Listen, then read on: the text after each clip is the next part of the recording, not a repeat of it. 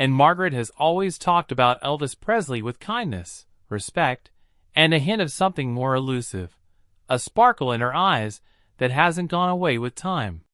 In the 1960s, they were two of the greatest stars, but for some reason, they were drawn together. For a moment, it looked like they were going to get married. Fans were waiting for the news. The press went around. Some friends said it was only a matter of time.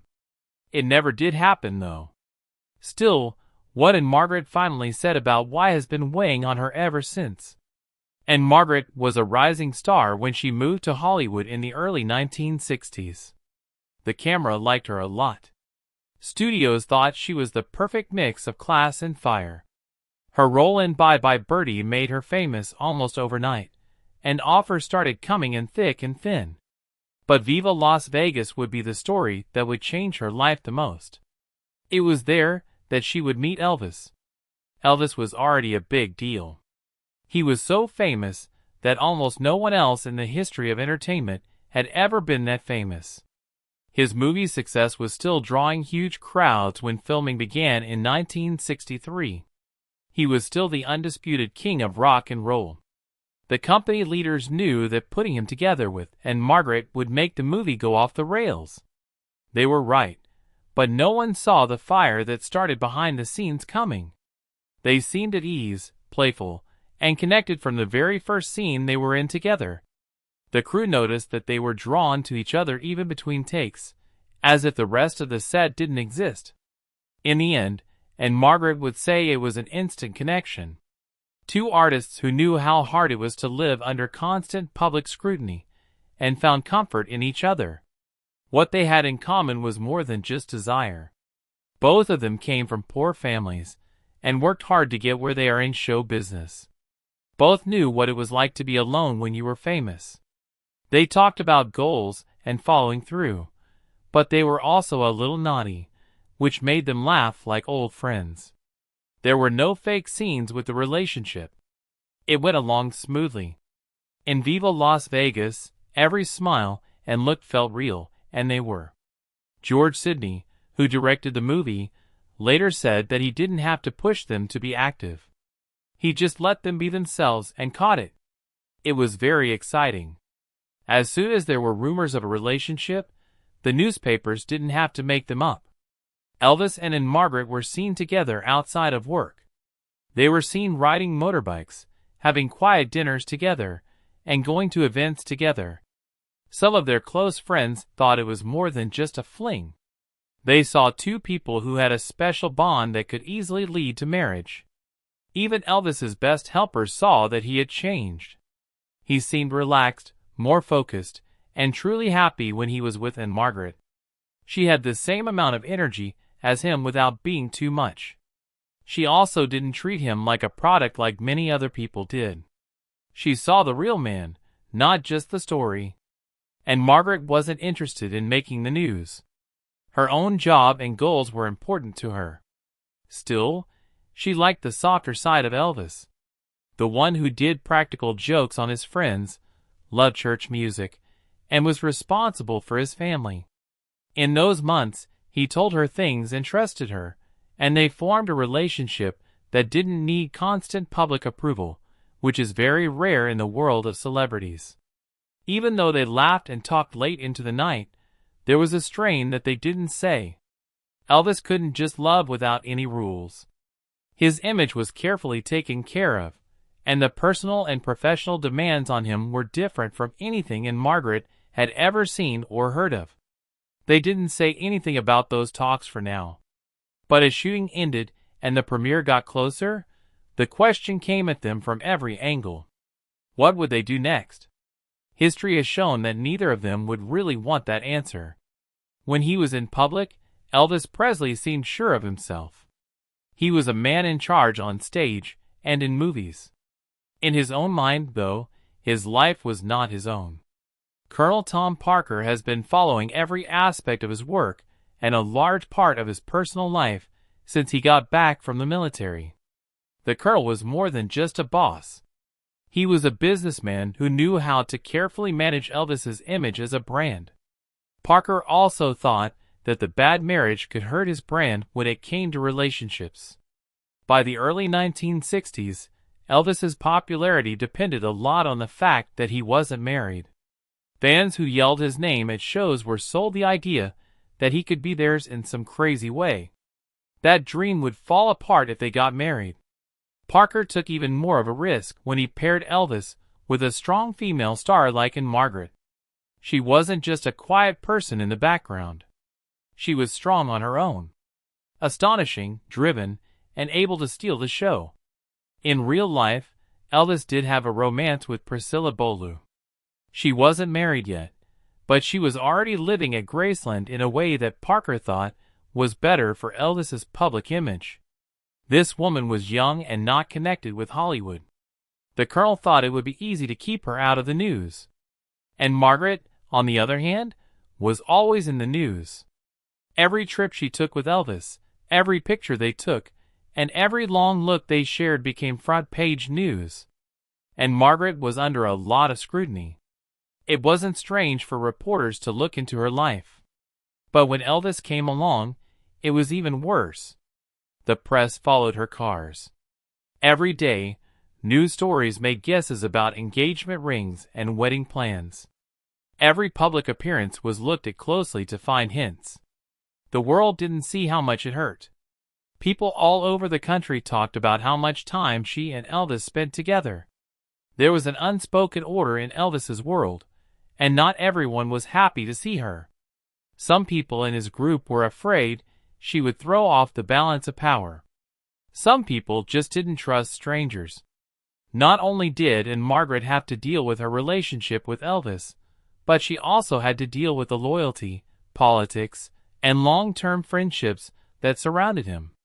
Then there was Elvis. Though he loved Ann-Margret very much, he felt like he had to go in many different ways at once. He had a lot of work demands all the time. He had a lot of different interests. He was devoted to his family and the people who had been with him since the beginning of his life.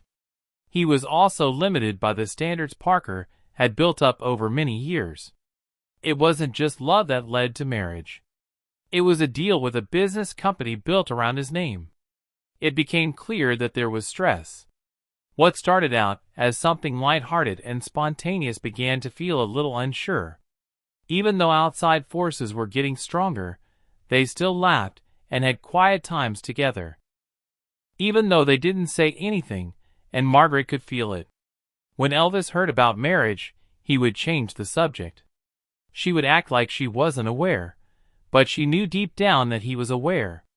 Still, they were pulled back to each other even then. It was impossible to hold back the pull.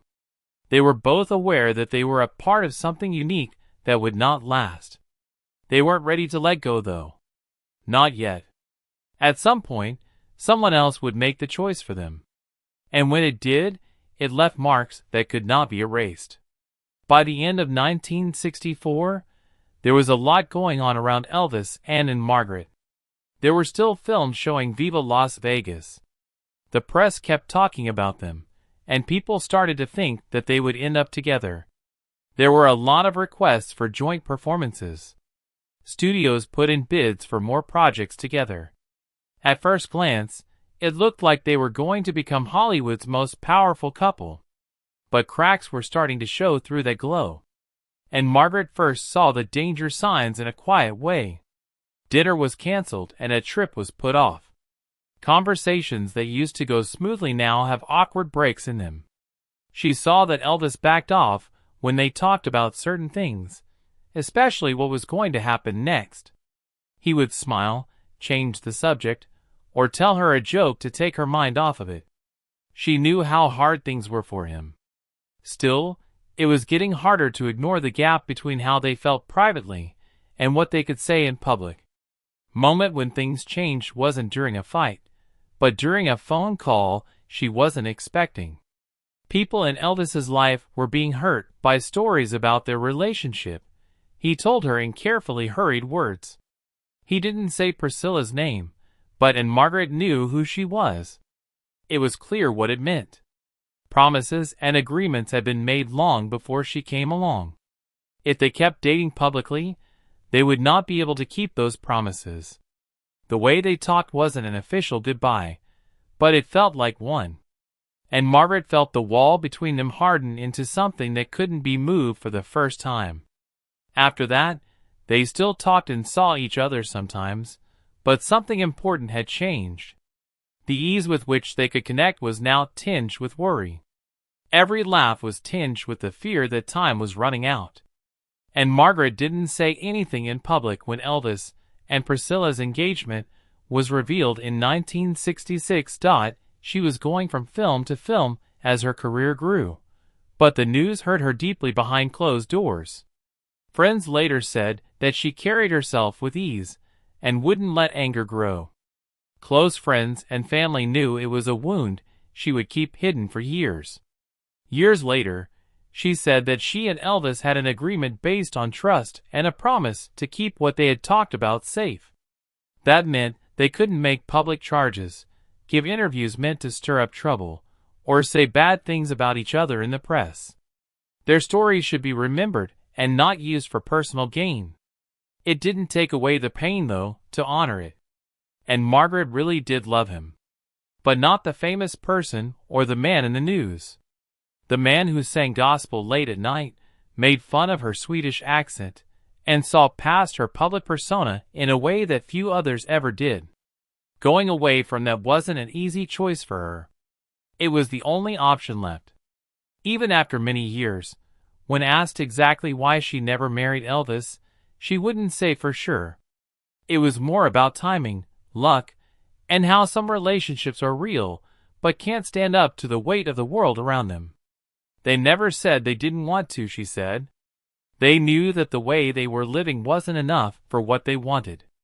It was this understanding that would help her think about the past, and it's why she could look back with both love and sorrow. That mix of feelings, which was still there after all these years, showed how deep the loss really went. When Elvis married Priscilla in 1967, most people thought that his relationship with Ann-Margret was over for good. But the people who knew them best knew it wasn't that easy. Even though they were no longer dating, the friendship they had never really went away. They had respected each other, and agreed that some parts of their story would stay between them. This was a quiet promise they made to each other. They agreed but didn't say it. There won't be any shocking interviews, public betrayals, or anger fueled by tabloids. In a field where ex-lovers often gave up privacy for fame, they chose to stay quiet. It wasn't cold there. It kept them safe. Elvis lived in Memphis, and had to take care of his job and later a family. And Margaret went her own way, from movie parts to concert stages. Still, the link stayed between them in the times when they weren't together. They kept in touch, but most of the time no one knew about it. People called at odd times, sent holiday cards, and sometimes went on stage. These times weren't about getting back together romantically. They were about holding on to a piece of the first relationship. It helped them remember that what they had done meant something, and was worth hanging on to, even though they were far away. And Margaret had to pay a price to keep her word. She kept memories inside that she couldn't talk about. There were times she wanted to talk, but couldn't because she was loyal. She had to watch Elvis's life go by, knowing she would always be just out of the picture, through the good times, the bad times, and the changes in his health. She sometimes wondered if being honest would help her feel better, but she always came to the same decision. It was more important to her to protect his memory than to ease her own pain. Even though the show business moved on, their story never really went away. A reporter would try to get her to give more information every once in a while. She would smile, say something nice about friendship and respect, and then she would leave it at that. But every once in a while, she let a little bit of the truth slip out through her words. A faraway look in her eyes when he was named. People who knew her well knew that those looks weren't for the cameras. The lines seemed to be respected by Elvis as well. He never brushed her off, or said that their relationship was just a fling. When he did talk about her, he did so with warmth and affection that was different from how he talked about other people. It was like he knew that trying to explain it in public would make it seem less important. After many years, Ann-Margret was asked directly if she had ever thought about marrying Elvis. Her answer was careful but telling. She said that love was never a problem between them. The situation was, they lived in a world where duty and timing were more important than personal desire, and staying apart to protect each other was sometimes necessary.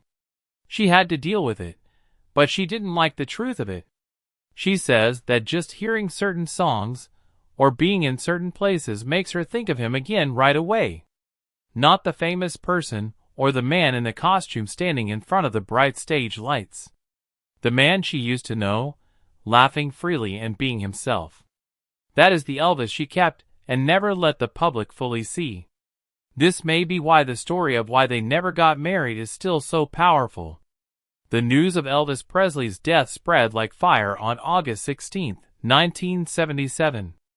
The world mourned the death of a culture giant, but for Ann-Margret, the loss was very close to home in a way that few others could understand.